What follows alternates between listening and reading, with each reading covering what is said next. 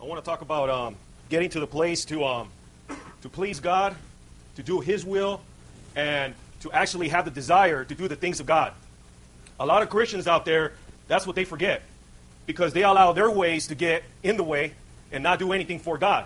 And sometimes they will actually think they're doing the things of God, and they're not, because they allowed the flesh, they allowed their desires to get in the way. They don't want to sacrifice themselves, especially when they come to church, and actually hearken to the voice of God, to listen what He's talking about, what He wants you to do. And one thing that gets in the way, 1 John chapter 2, verse 15. John's talking about, do not love the world, nor the things in the world. If anyone loves the world, the love of the Father is not in him. For all that is in the world, the lust of the flesh, the lust of the eyes, and the boastful pride of life, is not from the Father, but is from the world. And the world is passing away, and also its lust. But the one who does the will of God abides forever. So that means when you start desiring things for yourself, whatever your eyes sees, whatever your flesh wants, you give it to it. Another thing, too, when you start allowing pride to kick in, when you think it's you and it's not God, when you start putting yourself there, what I have, what I'm doing is because of me. You're wrong. The only reason why you do it is because God allows it. That's why He tells you, if you lust after those things and thinking it's about you, the love of the Father is not in you. Because if you allow these things to get in the way, you're not going to do anything for the Father. That's why when Jesus showed up, He said, I'm here to do my Father's business. When His family started getting in the way, He said, woman, when He told His mom, don't you know I'm about my Father's business? Did He say, oh, I'm going to do what you want? No, He said, I'm going to do my Father. Not His earthly Father, the Heavenly Father. So let's go to Romans chapter 12. Apostle Paul is talking here. Verse 1. I urge you, therefore, brethren, by the mercies of God, present your body as a living and holy sacrifice, acceptable to God, which is your spiritual service of worship. And do not be conformed to the things of the world, but be transformed by renewing of your mind, that you may prove the will of God is, and which is good and acceptable and perfect. Do not let your mind be controlled by the world. Don't let the devil deceive you. Don't let him control your mind, telling you the things of the world is going to get you what you want. Doing it your way is going to please God. He's wrong. He's a liar. He lies to you. He only tells you whatever you want, whatever's your desire, not to please the Father. You want to get to the place where you want to please the Father. You want to make Him happy. You want to be obedient to His word. Lord, when you come here, Lord, here's my body. Here's my ears. What is it that you want me to do for you? I'm not here to please myself. I'm here to please you. When I get to heaven, I want Jesus to tell me, good and faithful servant. Do you want Him to cast you and put you to the side in hell? You want to be there in heaven reigning and ruling with Him, because you're going to be judging the angels. So if you're not willing to do that, how are you going to judge the angels? How are you going to reign and rule with them? Daniel understood because he knew the books. He didn't just read scriptures, because the life ain't in the scriptures. It's in Jesus. He knew God's mindset, and he understood because he read the books. He read the books of the mistakes of the people from the past, especially the men of God who fell. That's why in, let's go to 1 Corinthians chapter 10. Paul starts speaking here, and he's telling you, verse 1, for I do not want you to be unaware, brethren, that our fathers were all under the cloud. They all passed through the sea. They all were baptized into Moses in the cloud and in the sea. And all ate the same spiritual food. They all drank the same spiritual drink, nor they were drinking from the spiritual rock, which followed them. And that rock was Christ. Nevertheless, with most of God was not well pleased, for they laid low in the wilderness. Now these things happen as an example for us, that we should not crave evil things, and they also craved. Do not be idolaters, as some of them were, as it is written, the people sat down to eat and drink and stood up to play.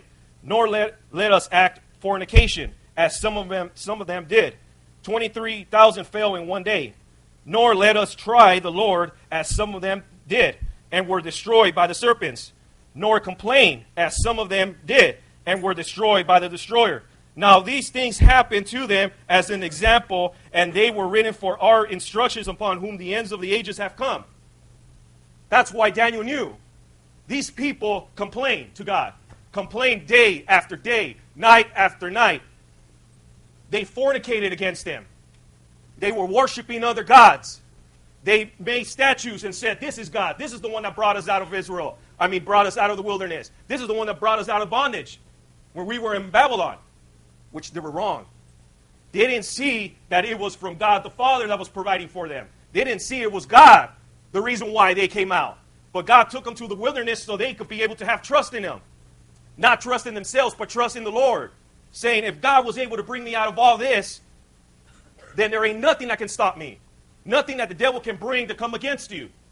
That's what it said. It was as an example. But Christians nowadays are too lazy to go read.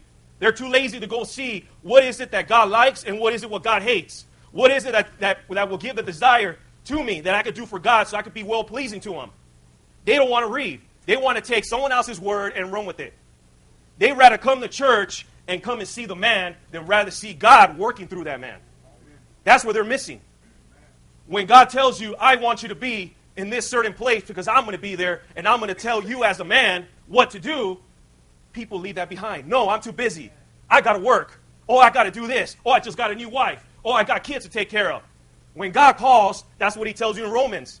Present your body as a living sacrifice. You put it aside and you leave it for God's purpose. Meaning when God calls, you answer and you show up. Because God has something in store for you to do.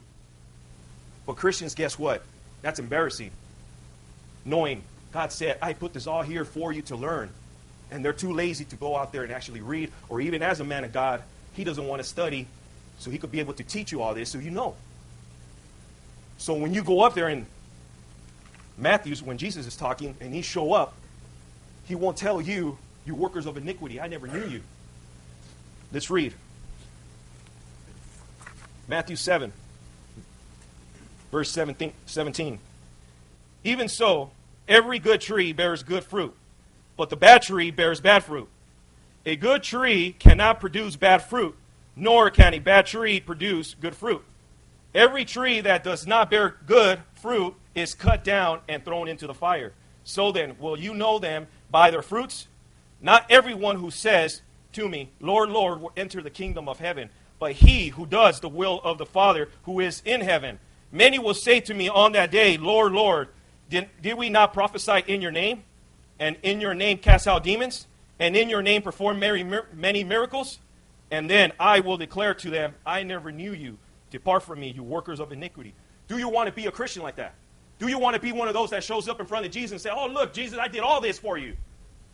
Look at me. Look at what I did. Look at what I was willing to do. And Jesus will tell you, depart from me, I never knew you. Because you thought it had to do something with you rather than thinking it had to do something, it was me. The reason why you did those things because you did it in my name. But you were too blind to see that. Because you were selfish. You wanted to do it your way rather than do it in mine. If God doesn't want you to go cast that demon, He wants you to show up here and listen to His word, you show up here and you leave that person with that demon alone. But people want to do it their way. Oh, look at me. I'm going to do it my way. Maybe if I do it this way, God will be happy. Oh, I think that was His voice when He was talking. I think that's what He told me. Let me tell you one thing. When God tells you one thing, you ain't going to like it. Because that very thing, you're going to be like, I don't want to do it. But that's the time when you do it. If it ain't pleasing, if it's not pleasing you, but it's still pleasing the Lord, you do it His way. Because you're going to be thinking, you know what? I'm going to do it my way because I like how it sounds. I'm going to get something out of it. Lord, can you provide for me? Can you give me my house? Can you give me my car? God gave you something greater than that. He gave you Jesus. And He gave you eternal life and to reign and rule with Him. But you're too blind to see that because you think that's not enough. People want to keep their minds, their eyes on the things of the world, knowing that it's going to perish when God blows it up anyways. Do you want to be one of those that when He blows it up, you're here? Well, you probably won't be here, but you'll be roasting in hell. I'd rather be in heaven, reigning and ruling with Him. Because I want to be the one, I want to have that desire to please the Lord. I want to be the one, I'm pleased with you. Because you did what I told you to do. You did it my way. No matter what people told you, no matter what came against you, you were still willing to do it my way. Because I said so.